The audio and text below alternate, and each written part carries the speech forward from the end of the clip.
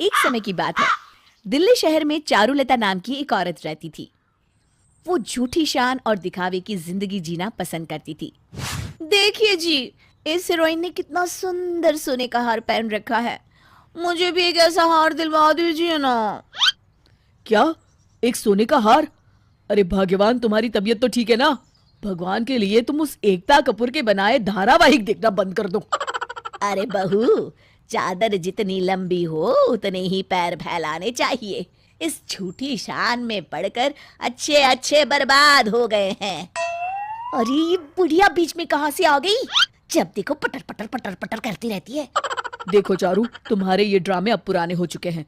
तुम्हारे इन फिजूल के खर्चों के लिए मेरे पास बिल्कुल भी पैसे नहीं है। मुझे देर हो रही है, चलता हूँ मैं। इतना कहकर नवीन वहां से चला जाता है। ये दोनों माँ बेटे पता नहीं अपने आप को क्या समझते हैं। कुछ दिनों के बाद चारुलता की सास घर में पड़ी पुराने किताबें एक रद्दी वाले को बेच रही होती है। तभी रद्दी वाले के पास रखी एक डायरी चारुलता का ध्यान अपनी ओर आकर्षित करती है। रद्दी वाले भैया, वो लाल रंग की डायरी आपको कहाँ से मिली है? कौन सी डायरी? अच्छा ये, अरे ये डायरी तो मुझे आज नुक्कड़ वाले पुराने मकान के बूढ़े ने बेची है। और भी बहुत अजीब अजीब चीजें उसने मुझे दी है। कहते हैं कि उस मकान में बहुत समय पहले एक जादूगर रहता था। क्या आप मुझे ये डायरी दे सकते हैं? हाँ हाँ बहन, क्यों नहीं, आप इसे ले सकती हो। ये मेरे लिए किसी काम की नहीं है। वैसे भी मैं तो इसे कबाड़ में फेंकने वाला था। चारुलता वो डायरी लेकर अपने कमरे में चली जाती है। रात को चारुलता डायरी हाथ में लिए टीवी देख रही होती है। आज से मैं अपनी सभी ख्वाहिश इस डायरी में लिखूंगी। तभी चारुलता की नजर धारावाहिक की अभिनेत्री पर पड़ती है। वाह, इसने कितनी सुंदर साड़ी पहन रखी है। मैं भी एक दिन ऐसी ही साड़ी खरीदूंगी। एक काम करती हूँ, अपनी याददाश्त के लिए इस डायरी में लिख लेती हूँ। चारुलता डायरी में उस साड़ी का लंबा चौड़ा बखान लिख देती है। अगली सुबह जब चारुलता नींद से जगती है, तभी अपने बिस्तर के पास एक बहुत ही सुंदर साड़ी देख उसकी आंखें फटी की फटी रह जाती है। अरे, कल रात मैंने डायरी में बिल्कुल वैसी ही साड़ी का जिक्र किया था। इसका मतलब मैं जो भी इस डायरी में लिखूंगी वो बात सच हो जाएगी। ओह, अब तो मैं कुछ भी कर सकती हूँ, कुछ भी। चारुलता उस करामती डायरी की मदद से ढेर सारे महंगे महंगे गहने और कपड़े हासिल कर लेती है। फिर एक दिन, अरे बहू, बहुत भूख लगी है, जल्दी से कुछ नाश्ता बना दे। अरे ये बुढ़िया खुद तो कुछ करती नहीं, उल्टा मुझसे नौकरानी की तरह काम करवाती रहती है। ये मेरे गले की फांस बन गई है। सबसे पहले तो इसका इंतजाम करना पड़ेगा। चारुलता फौरन अपनी डायरी निकालकर उसमें कुछ लिख देती है। अब आएगा मजा। थोड़ी देर के बाद, अरे नवीन बेटा, चल जल्दी से मुझे रेलवे स्टेशन पहुंचा दे, वरना मेरी ट्रेन छूट जाएगी। मुझे आज ही तीर्थ यात्रा पर जाना है। अरे लेकिन आप अचानक इस तीर्थ यात्रा पर क्यों जा रही हो माँ? एक तो आपकी दवाइयाँ चल रही है, ऊपर से सर्दियों का मौसम है, आपको कुछ कम ज्यादा हो गया तो? अरे नालायक, तुम मुझसे बहस मत कर, चुपचाप मुझे लेकर रेलवे स्टेशन चल। अच्छा अच्छा ठीक है, जैसी आपकी मर्जी, चलिए। दोनों के जाते ही, अब इस घर में सिर्फ मेरा राज चलेगा, मेरा। कुछ दिनों के बाद, हे भगवान, ये उल्टी गंगा क्यों बह रही है? एक आदमी होकर मैं अपनी पत्नी के पैर दबा रहा हूँ। अगर किसी को ये बात पता चल गई तो लोग हंसेंगे मुझ पर। मेरी समझ में नहीं आता कि ना चाहते हुए भी मैं ऐसा क्यों कर रहा हूँ। इस तरह चारुलता अपने पति को घर का नौकर बना देती है और उससे घर के सारे काम करवाने लगती है। जल्दी जल्दी बर्तन साफ करो, उसके बाद बाथरूम में पड़े मेरे कपड़े धोने हैं और मेरे कमरे की सफाई भी करनी है। मैं घूमने जा रही हूँ, शाम को लौटूंगी। चारुलता अपनी नई कार लेकर घूमने चली जाती है। चारुलता के ठाट बाट देखकर मोहल्ले वालों की आंखें फटी की फटी रह जाती है। अरे जरा इसकी कार तो देखो, ऐसी कार तो पूरे शहर में किसी के पास नहीं है। हाँ हाँ सही कहा तुमने, लेकिन इसकी साड़ी और गहनों का तो कोई जवाब नहीं। उधर दूसरी तरफ घर में काम कर करके नवीन की हालत खराब हो जाती है। मर गया, अरे हाय मेरी कमर। मेरे समझ में नहीं आता कि आखिर मेरे साथ ये सब क्या हो रहा है। तभी अलमारी की सफाई करते करते नवीन को चारुलता की डायरी मिल जाती है। नवीन उसमें लिखी सारी बातें पढ़ लेता है। अच्छा, तो ये बात है। वो चुड़ैल इस डायरी की मदद से ये सब कर रही है। नवीन फौरन उस डायरी को जला देता है। अगली सुबह उठो महारानी, सुबह हो गई है। मेरे ऊपर पानी फेंकने की तुम्हारी हिम्मत कैसे हुई? तभी वहां चारू की सास आ जाती है। अरे बहू, आज तुझे क्या हो गया है? सुबह के 10 बज गए और तू अभी तक सो रही है। चल उठ, जल्दी कर, घर में बहुत काम पड़ा है। अरे माँ जी, आप, ये कैसे हो सकता है? चारुलता इधर उधर अपनी डायरी ढूंढने लगती है।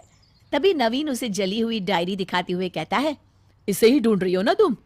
जली हुई डायरी को देख चारुलता के होश उड़ जाते हैं। शिक्षा, गलत नियत से किया गया काम और गलत इंसान कभी अपने इरादों में सफल नहीं होते। ये कहानी है मीना की, जिसे बाजार जाना और शॉपिंग करना बहुत पसंद था। वो आए दिन मार्केट जाती है और ढेर सारा सामान खरीद लाती। उसकी इस आदत से पूरा घर परेशान था।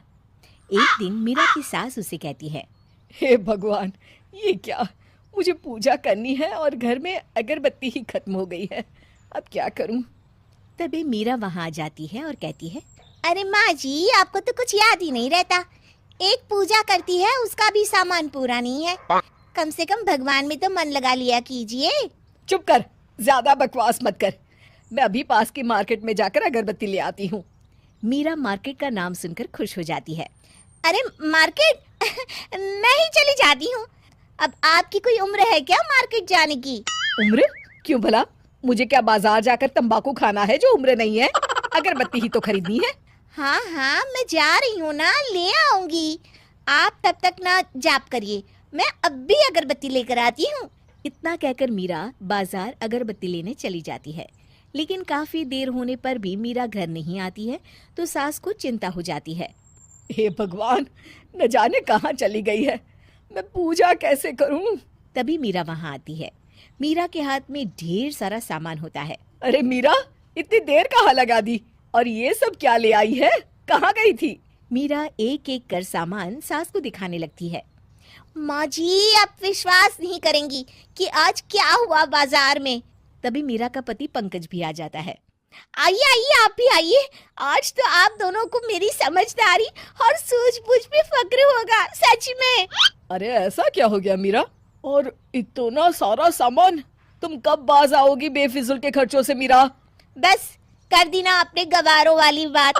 फिजूल कुछ भी नहीं है।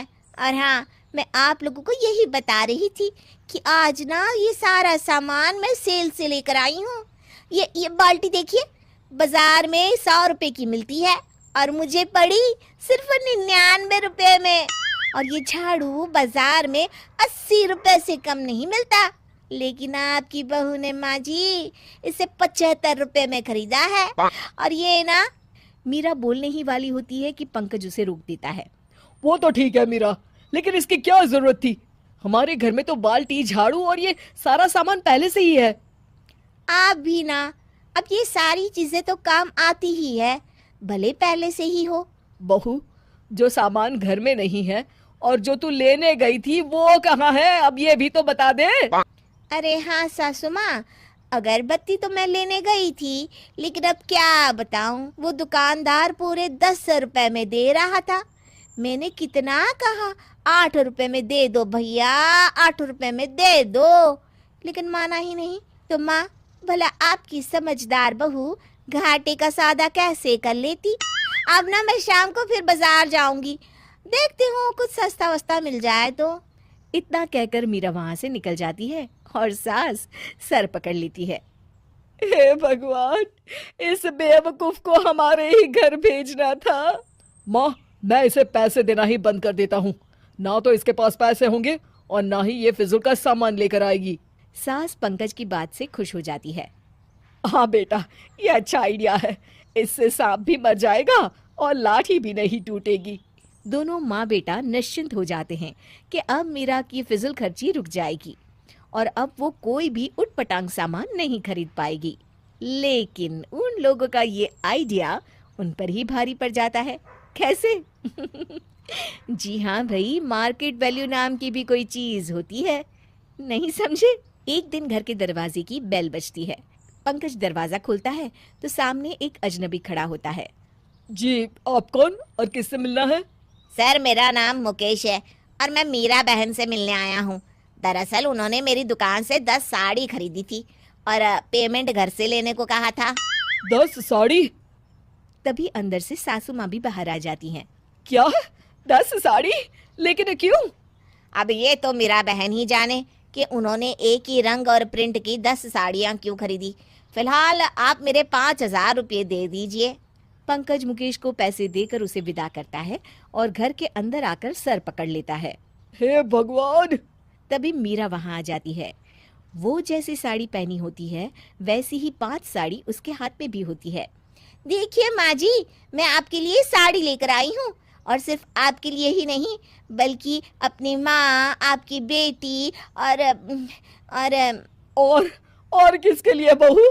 तभी हाथ में झाड़ू लेकर वहां काम वाली बाई खड़ी हो जाती है। उसने वैसी ही साड़ी पहनी होती है जैसे मीरा ने।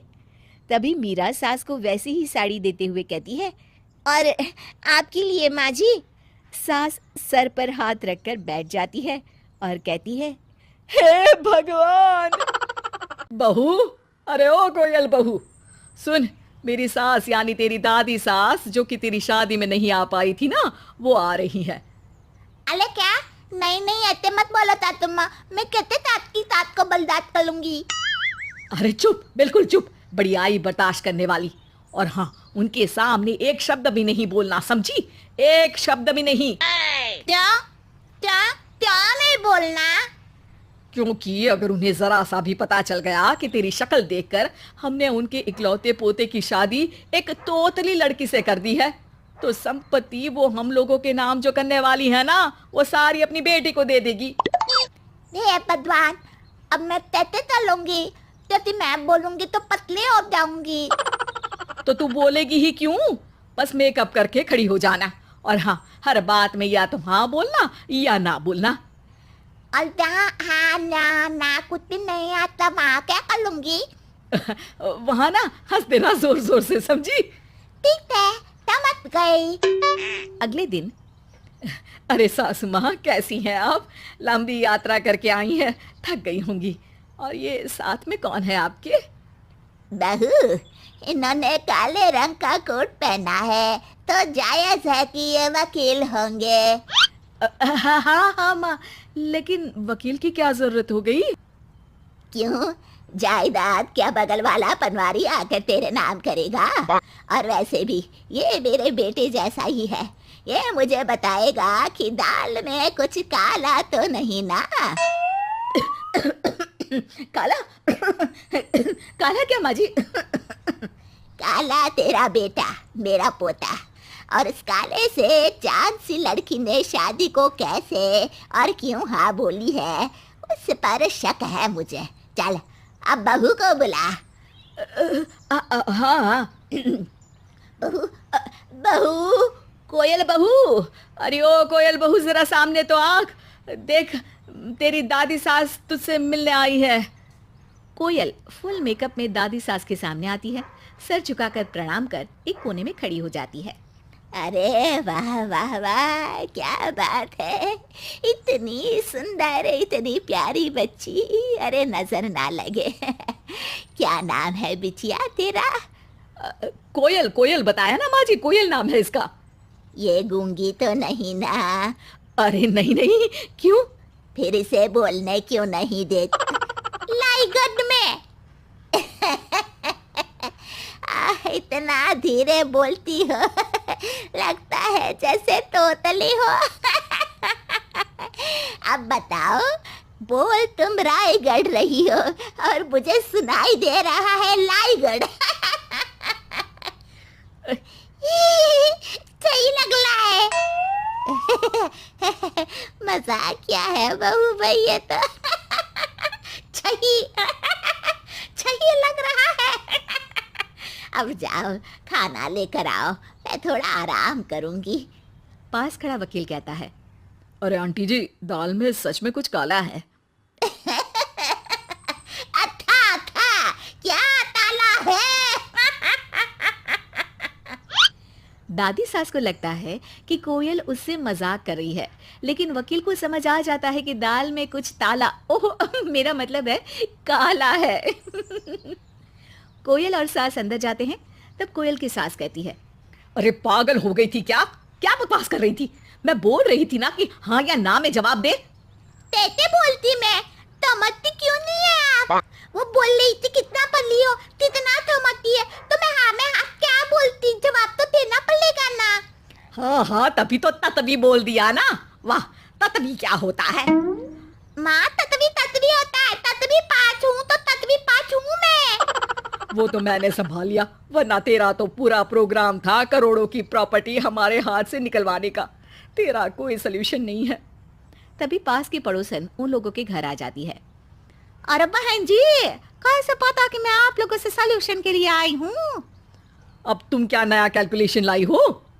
अरे भाभी जी क्या बताऊँ, एक ऐसा ऐप आया है जिससे सारी समस्याओं का सॉल्यूशन मिल जाएगा। अच्छा चलती हूँ मैं।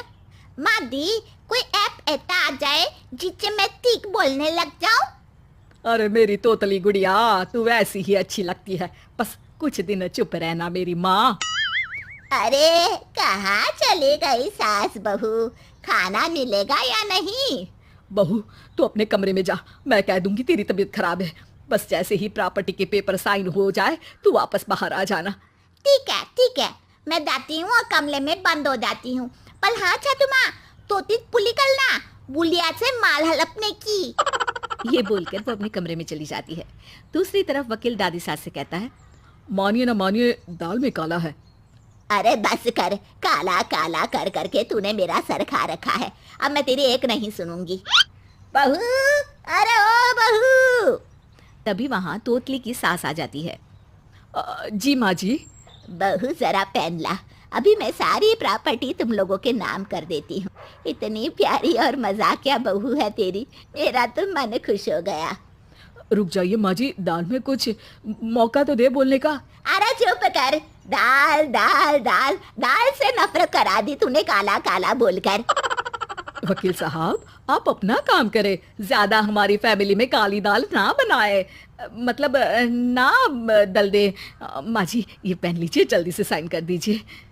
दादी सास जैसे ही पेपर पर साइन करने जाती है, तोतली बहू की एंट्री हो जाती है और वो भी जोर जोर से चिल्लाती है, भूत भूत, मेरे कमरे में भूत, माजी बल्ला वाला भूत। दादी सास उसे देखकर सन्न रह जाती है।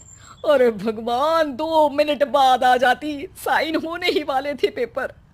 अरे चुप, पागल समझा है? अच्छे खासे मेरे पोते को तोतली बहू पकड़ा दी तूने। अरे कैसी माँ है तू? माँ जी वो उसी की पसंद की है। अरे तुम लोग मारे जाओगे, वो भूत सबको मार देगा। वो कोई भूत नहीं, बल्कि मैंने ही लकड़ी में कपड़ा लगा कर खड़ा किया था ताकि तुम्हारी सच्चाई सबके सामने ले आऊं। माँ जी आपके हाथ क्यों रुक गए? साइन तो करे। साइन करेगी मेरी जूती, ये तोतली के लिए मैं प्रॉपर्टी ना दूं। चलिए वकील साहब।